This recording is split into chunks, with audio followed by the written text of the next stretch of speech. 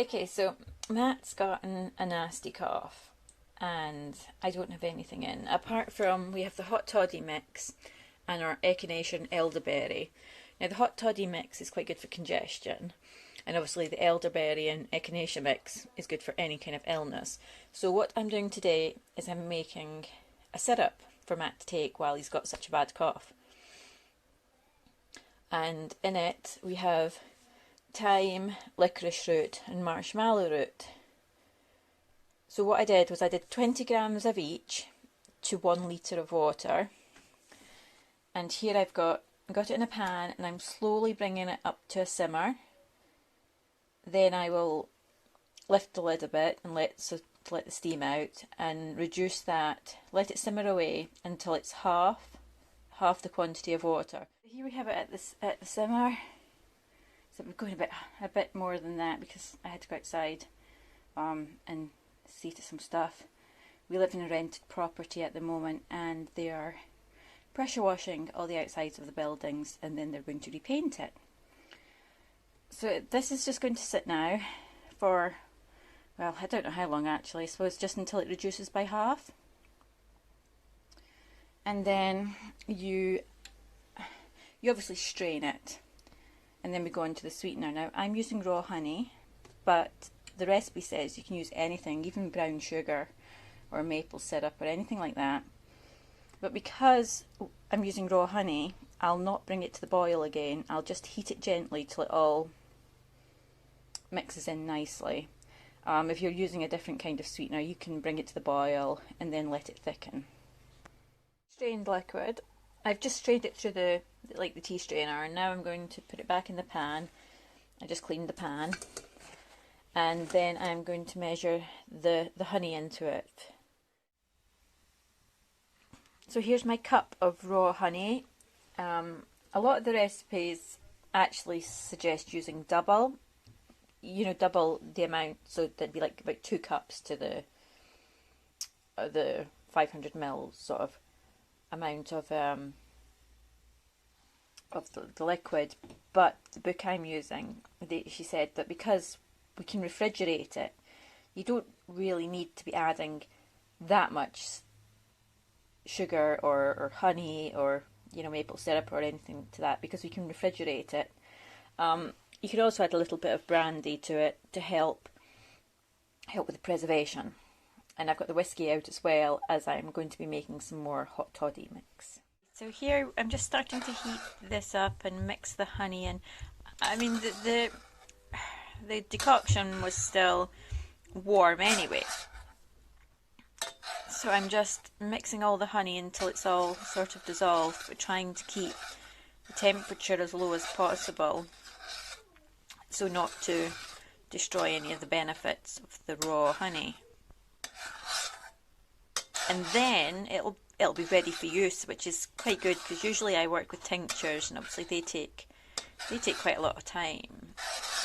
You've got to usually leave them 4 to 6 weeks, whereas this syrup, I've made it in the morning. So when Matt gets home from work, he can start taking it. And you could even take it with him in the van to have while he's out. Not sure how much brandy, but that'll probably be enough. It's actually quite pleasant tasting. It's not as thick, obviously, as if you boiled it, if you used sugar or something and boiled it down to thicken it up. But it is pleasant. Here we have the cough syrup all done, ready for use. Exactly like I said, it does taste nice. So now I'm going to do is put it in the fridge. So the dosage of things like the syrup is for the first 2 days you can take it a teaspoon every hour while you're maybe at your worst, and then take it down to maybe every maybe 3 or 4 times a day. When it comes to herbal stuff and plants, I tend to know roughly what's needed, but I often don't remember enough to give the exact facts of why the specific herbs or plants are beneficial. I think between, you know, my autism, ADHD, and fibromyalgia, I just do have a lot of memory issues, which is why I love books. Um, this one, this one is my new favourite. It is a basic one, but it's really good, especially to help me know dosages when dealing with children and adults, and that has made me a lot more confident in making the tinctures, the teas, and the remedies. So I use thyme, and in this, going by this book, it says thyme is a powerful and effective disinfectant and can be used both externally and internally to help fight off infection. It is often used to help ward off colds and as a rinse to treat sore throats and oral infections. It also makes a fine tea for treating coughs and chest complaints and is used in many antifungal remedies. And this book does have a specific specific recipe for a thyme syrup to help with coughs.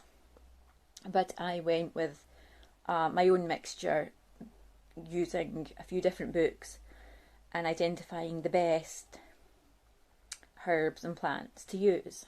So the next one would be marshmallow.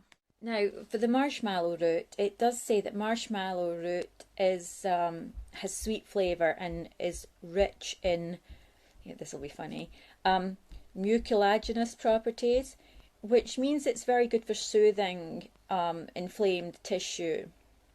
And it's good for the respiratory system, the digestive system, skin, and it's just really used for soothing irritation and inflammation in the bowel. But they also say it's good for things like the kidneys. I know when Matt gets a sore throat, I often make up a marshmallow root drink because it helps soothe the throat. So the last ingredient was licorice root. Now, they say it is one of the most renowned herbal medicines in history. Licorice is employed in many parts of the world for its demulcent, I don't know if that's right, demulcent, antiviral and anti-inflammatory properties.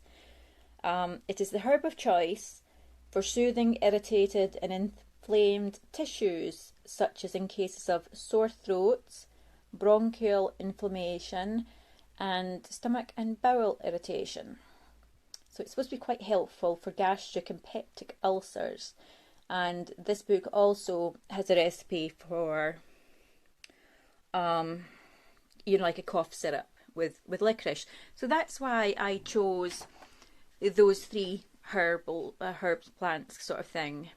And, well, we just will see how it works. And obviously I made the echinacea elderberry tincture. We had 2 bottles of that.